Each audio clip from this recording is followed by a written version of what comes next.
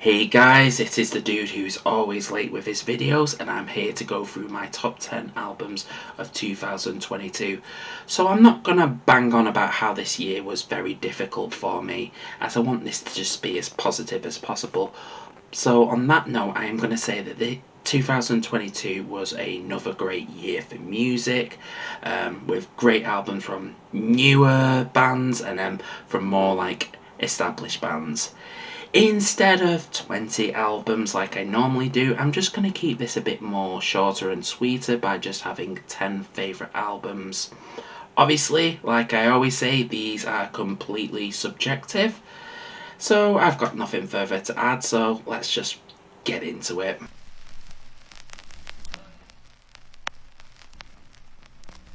So for number 10 we have Everest Queen with Murmurations. I actually reviewed this album a few months back on my channel. I remember being really impressed with their debut album Dead Eden, and I've been patiently awaiting their next release. I was equally impressed with Murmurations. It shows them going into a much more post-metal direction, and there's a bit more experimentation into softer territories, which go down really well in my opinion.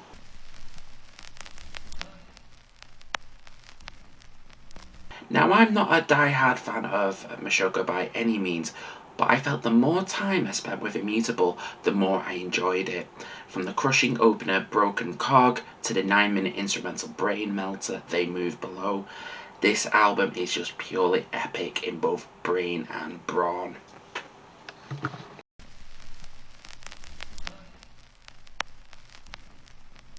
So in 2021, Instagram blew up with many people posting pics of the album for the first time from Black Country New Road, which prompted me to check out the album, and while I liked it, I wasn't that convinced enough to give it more listens. So they brought out a new album this year, and I decided to give Black Country New Road more of a chance. And as you can probably tell from watching this video, the outcome was positive, and I was really glad to give Antrim Up There more of a chance. Some of the songs are really beautiful. Musically, it is a blend of like jazz and post-rock, kind of like Arcade Fire meets Godspeed Your Black Emperor. And I've noticed on Last.fm they've been tagged as post-Brexit New Wave, which I hope becomes more of a thing with more bands.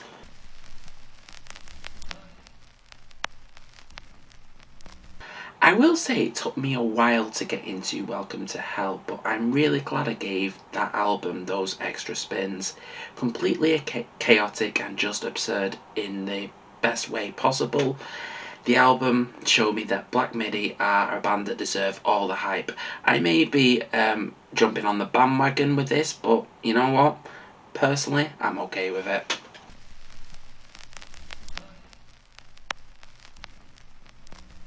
So, yeah, self-titled by Alanza was another album that I absolutely had the pleasure of reviewing. The album absolutely floored me with their complex arrangements in their songs. I was like genuinely hooked when I listened to it for the first time. Yeah, if you like your post-rock similar to bands like And So I Watch You From Afar, you will fucking love this album. Definitely one of the best hidden gems I've come across in a long time.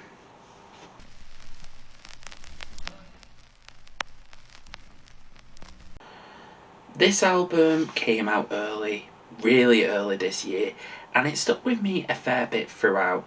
And it's another album that I had the absolute pleasure of viewing as well. Kirikuma, I think, are a band that are at the forefront of the underground doom metal scene in the UK, but on this album they show that they are so much more than that by blending like elements of like thrash and heavy psych, and a really interesting concept on this record as well. And they've basically crafted an album that is definitely worthy of your attention.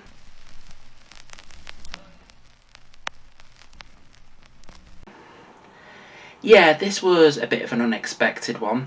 Not that it wasn't going to be in my albums list, but it shows that Blood Incantation have a lot of balls just to put something completely sonically different to the norm of their back catalogue. But if you really think of it, it does make a lot of sense, as it does fit in with their concept. The album for me was really mesmerising, and for someone who loves ambient music and listens to it on an almost daily basis, Time Wave Zero really appealed to me.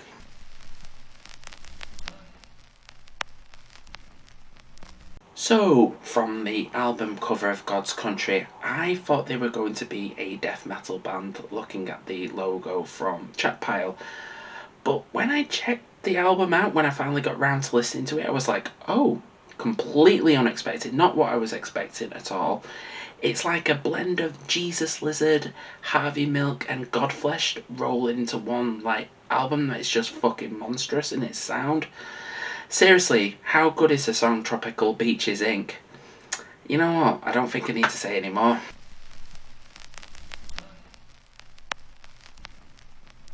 So yeah, I really appreciated the last album, Book of Bad Decisions.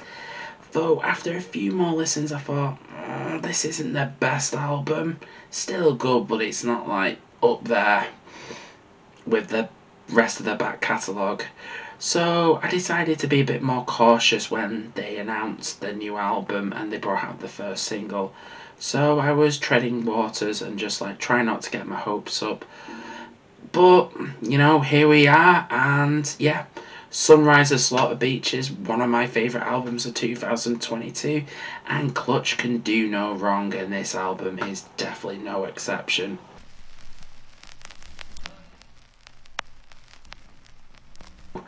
So, my number one album, what could it be? Clearly, it is Bad Reputation by the almighty Kid Rock, a beacon of hope in these troubled times of dire music. Kid Rock is clearly a musical, lyrical genius and is a god amongst men. Yep, you know I'm fucking with you guys, but honestly, I reckon you could probably guess what my number one album is if you paid attention to my videos over the past years or something. And it is Heavy Pendulum by the almighty Cave-In. I feel like this album is their Diamond Eyes in the way that what kind of happened with Deftones and with the tragedy with Chi and the tragedy with Caleb, and Deftones brought out Diamond Eyes and it was like a resurgence for them. I feel like Heavy Pendulum is like that. As much as I love Final Transmission, it's definitely a change in mood from there. Like, no disrespect to Final Transmission, because that was my favourite album in 2019. But I feel like Heavy Pendulum is like just out there. From the opener, New Reality, which is just a perfect way to start a new album. And you get songs like Blinded by a Blaze and Reckoning.